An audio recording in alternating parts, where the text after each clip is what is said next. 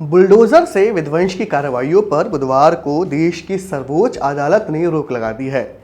Supreme court की 2 जजों की बेंच ने कहा है कि अगर कोई अपराधी या फिर उस पर किसी अपराध के आरोप हैं, तब भी सरकार गैर कानूनी तरीके से उसका घर नहीं तोड़ सकती है। कोर्ट ने कहा कि सरकारी अधिकारी जज नहीं बन सकते और अभियुक्तों की बैंडो संपत्तियों को नहीं ढहा सकते। ये फैसला ऐसे समय पर आया है जब कई राज्यों की सरकारों ने अभियुक्तों से जुड़ी संपत्तियों पर बुलडोजर की कार्रवाई की है। भारत की राजनीति में बुलडोजर को चर्चा में लाने का काम उत्तर प्रदेश के मुख्यमंत्री योगी आदित्यनाथ ने किया है। यही वजह है कि उनके समर्थक उन्हें बुलडोजर बाबा कहते हैं और उनकी रैलियों में बुलडोजर से उनका स्वागत करते हैं। ऐसे में सबसे बड़ा सवाल यही है कि सुप्रीम कोर्ट के इस फैसले का देश में चल रही बुलडोजर की राजनीति पर क्या असर होगा। खासकर मुख्यमंत्री योगी आदित्यनाथ के शासन में क्या बुलडोजर एक्शन पर रोक लग पाएगी।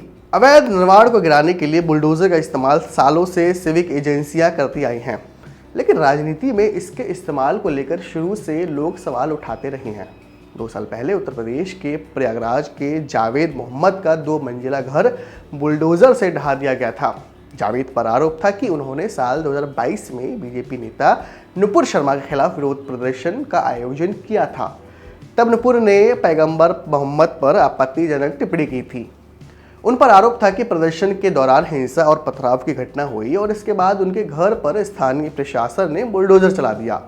प्रयागराज विकास प्राधिकरण का कहना था कि उनका घर अवैध तरीके से बनाया गया था। ऐसा ही एक मामला फतेहपुर में समाजवादी पार्टी के नेता हाजी रजा से जुड़ा है।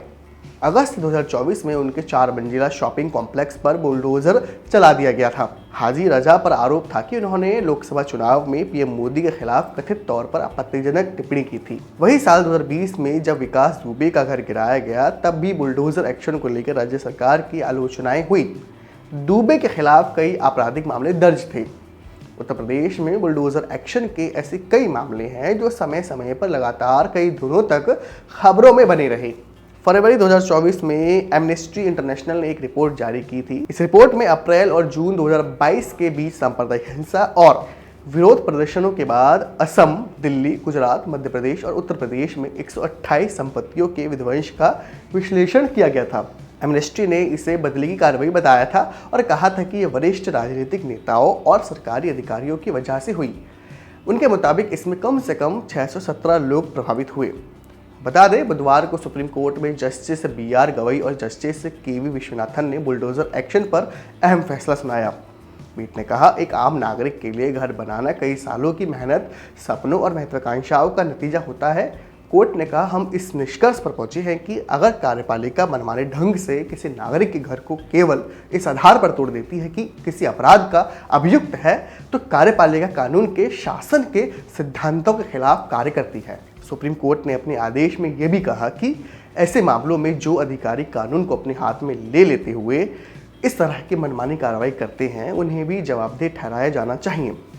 सुप्रीम कोर्ट ने कहा कि इस तरह की मनमानी, एक तरफा और भेदभावपूर्ण कार्रवाइयों को रोकने के लिए कुछ दिशा निर्देश जरूरी हैं। अदालत ने ऐसी परिस्थितियों से निपटने के लिए कई दिशा निर्देश भी जारी किए हैं। आइए जान लेते हैं। किसी भी ढांचे को ढहाने से 15 दिन पहले नोटिस जरूरी। संबंधित संपत्ति पर नोटिस चिपकाना अनिवार्य है। शिकायत मिलने के बाद जिला कलेक्टर को सूचित करें। 3 महीने के अंदर डिजिटल पोर्टल बनाएं। पोर्टल पर उपलब्ध करवाएं हर जानकारी। अधिकारी संबंधित व्यक्ति की शिकायतें सुने, रिकॉर्ड करें। संपत्ति के मालिक को अदालत जाने का मौका मिले।